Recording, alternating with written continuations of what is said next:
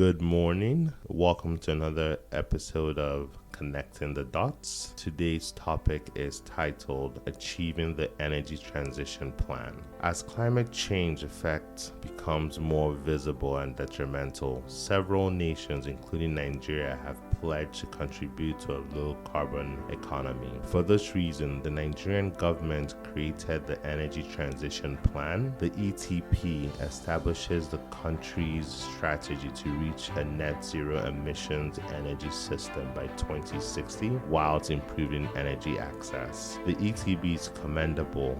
However, seeing that Nigeria's past efforts to make its energy systems more sustainable have failed, it is crucial to dissect and examine laid out frameworks, strategies, and innovations to support and drive the success of this plan. My guest today is Ms. Tengi George Ikoli, Senior Officer, Natural Resource Governance Institute.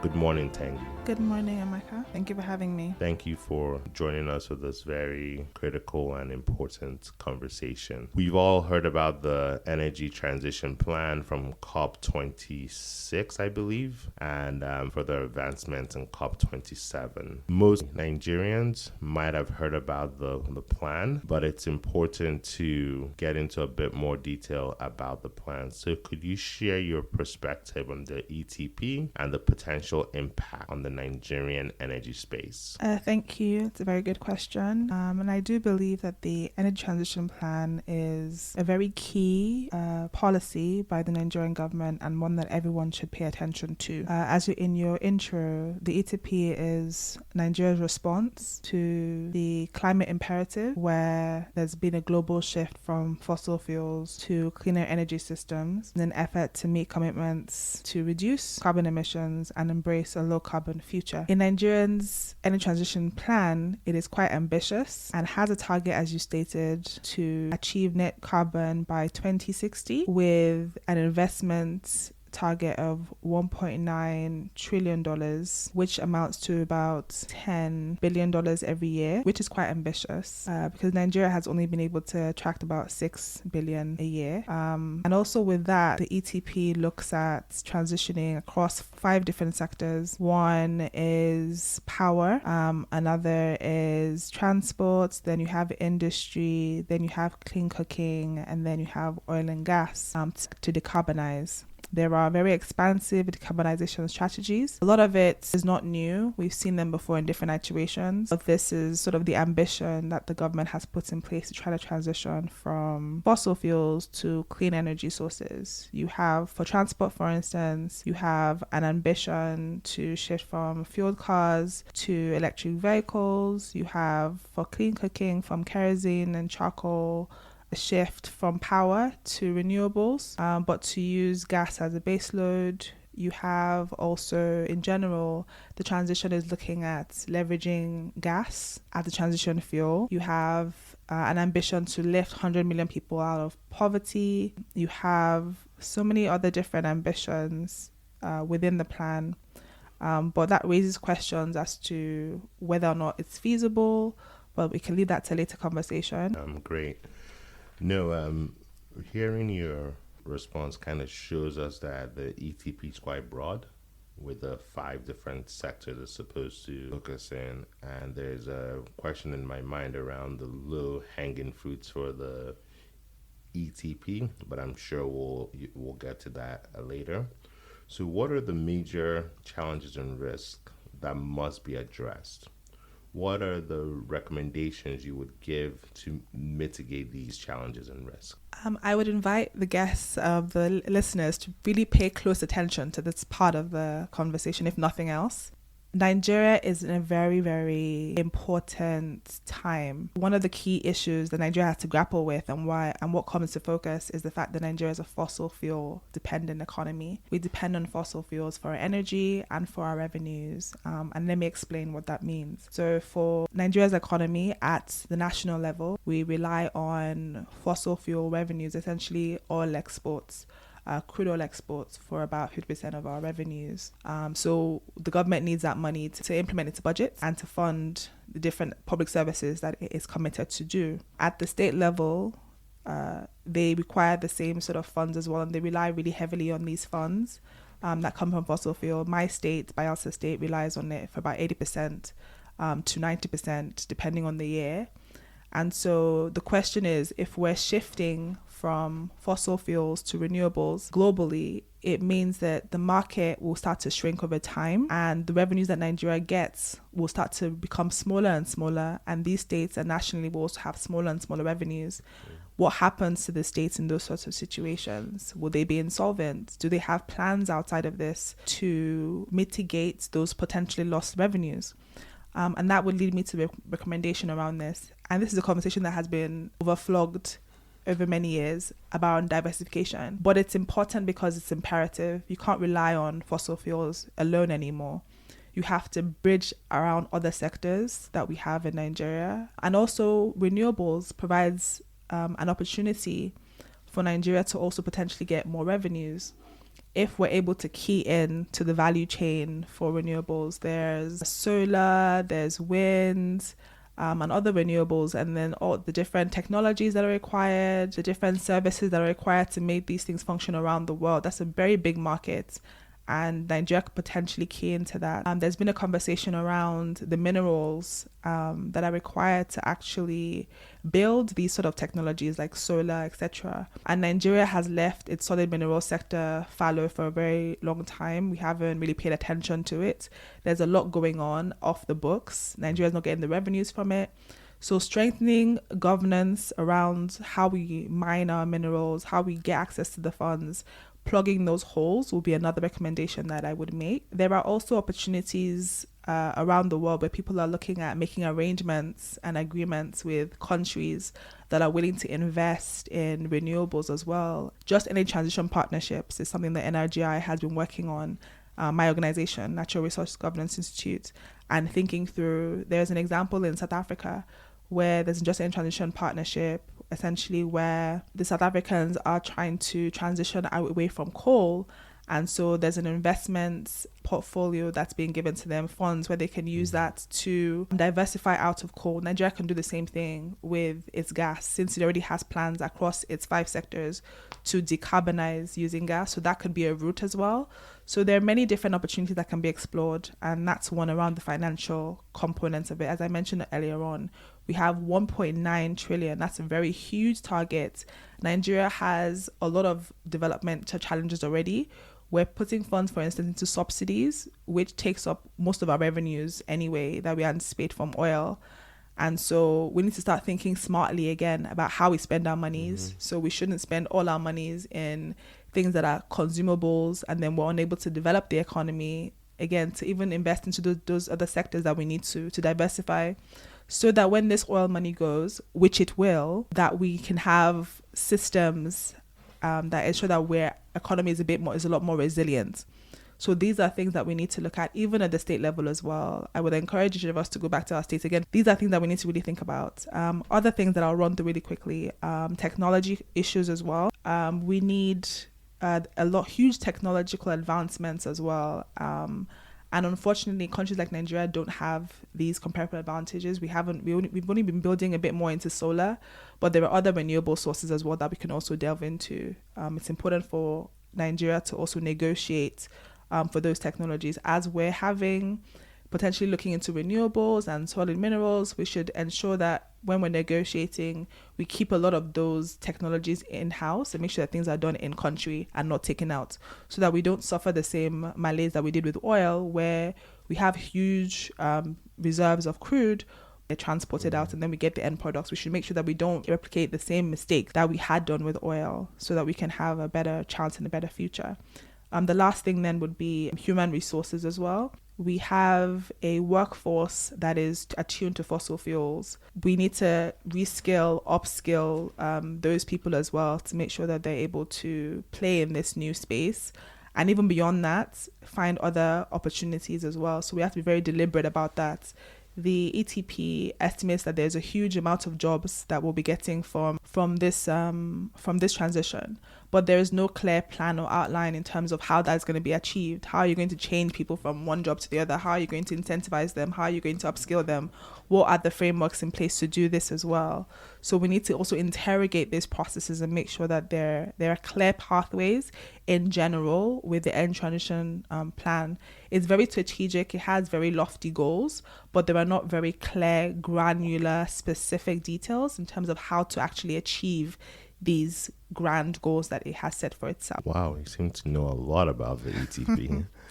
And I think that it's clear to the audience that if someone from Bielsa is telling you that the oil's going, the oil's definitely going, and we have to come up with better and strategic plans that will provide for a cleaner, smarter grid and also better access to those who do not have access to power.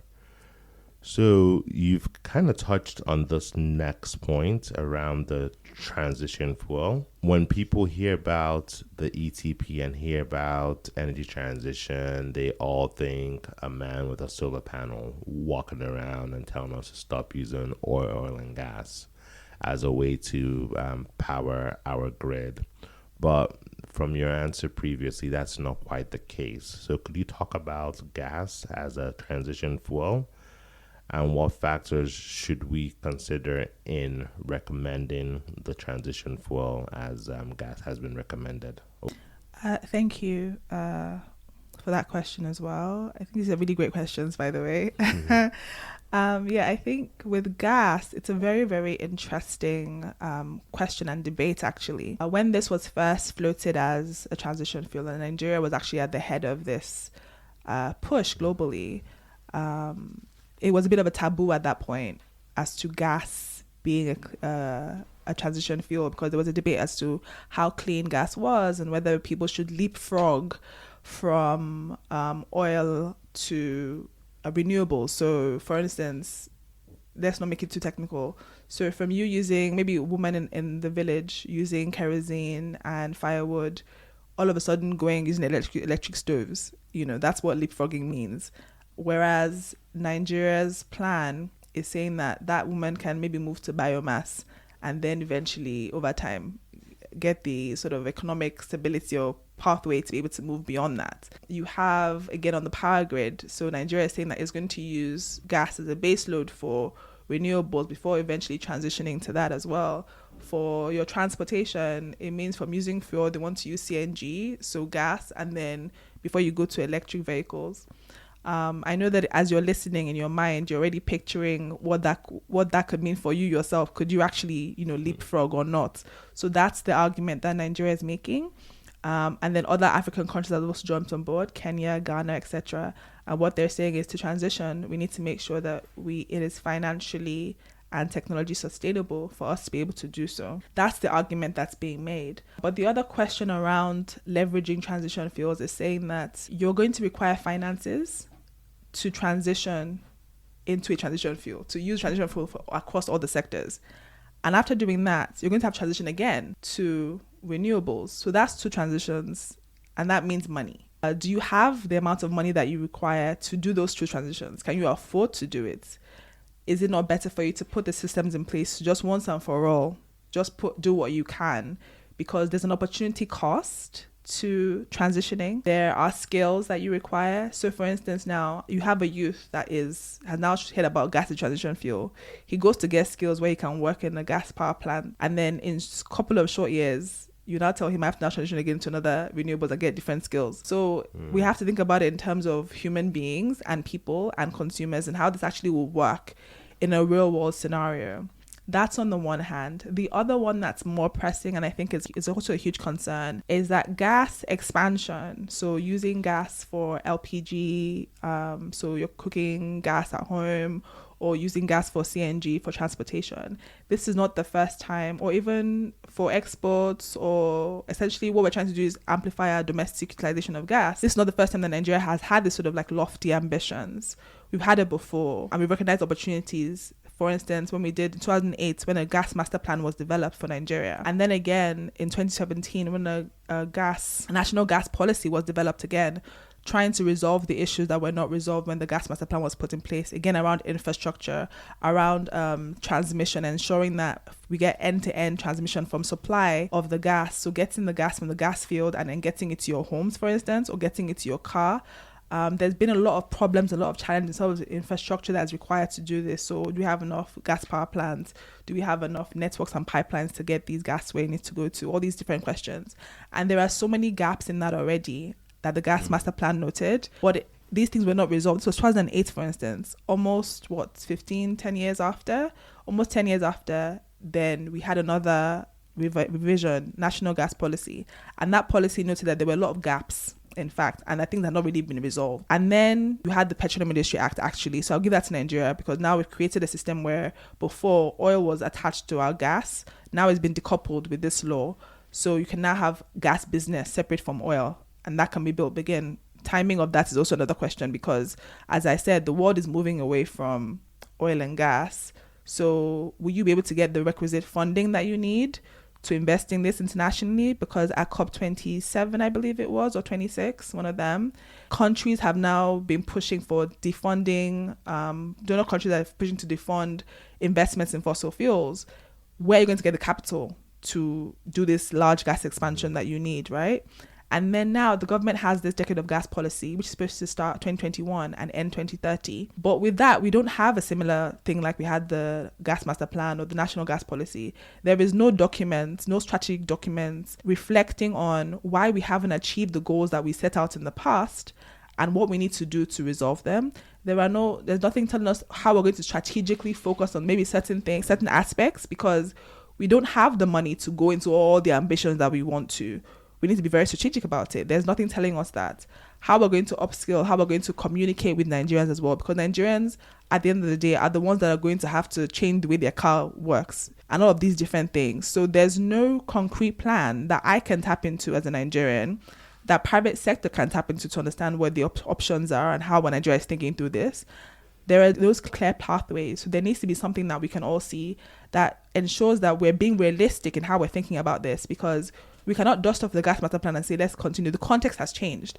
National gas policy, same thing. Context has changed. Now we're in a situation where gas is being, as well as the fossil fuel is being defunded. Nigeria doesn't have the money. We've already spoken about how Nigeria's challenges with funds. We have a huge debt profile. We have poverty. We have most of the poverty capital of the world. So how are we going to, we have so many different development priorities, different things that are still subsistence based.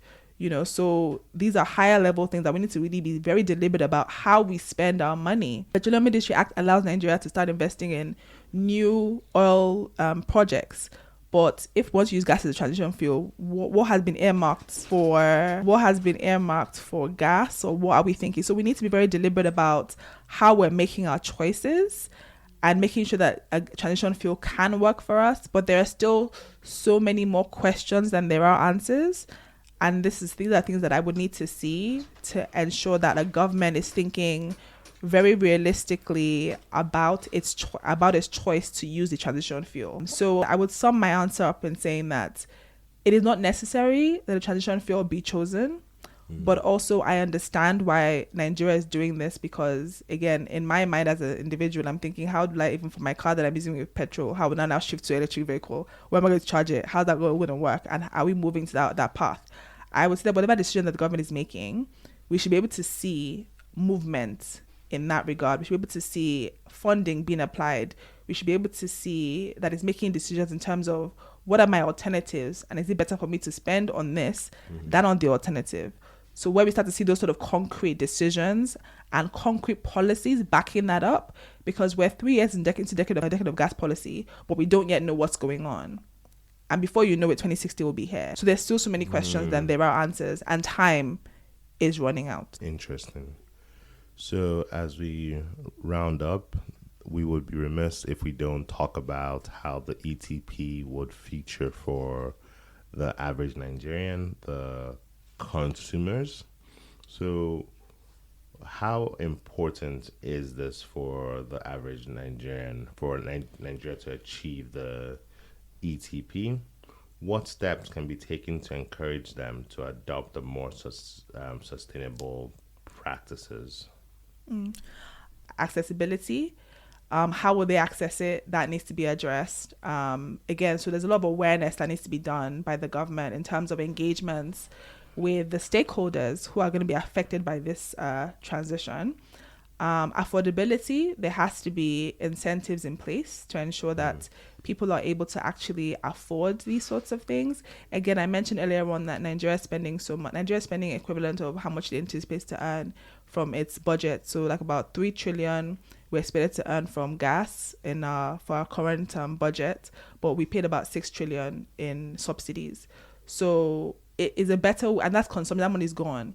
Is a better way not to put it in renewables, for instance, or put money into renewables as well as other development priorities, as opposed to things that do not really serve Nigerians.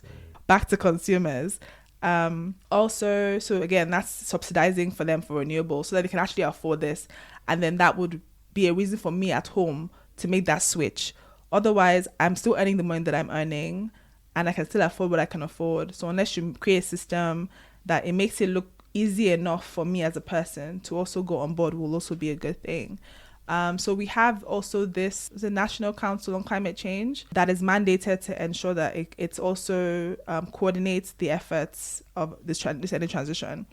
It would be important for them, I think, to using their council, which includes women or should include women, youth, and different sector, private sector as well, to engage with this sector and to do a needs assessment for different locales. But we have to understand and build systems in terms of how we're going to translate that to someone who's trying to cook in their house or someone who's trying to drive their car, and make it a bit more realistic. So just to sum up, affordability, accessibility, awareness, incentives to ensure that this transition is easy for the man on the street.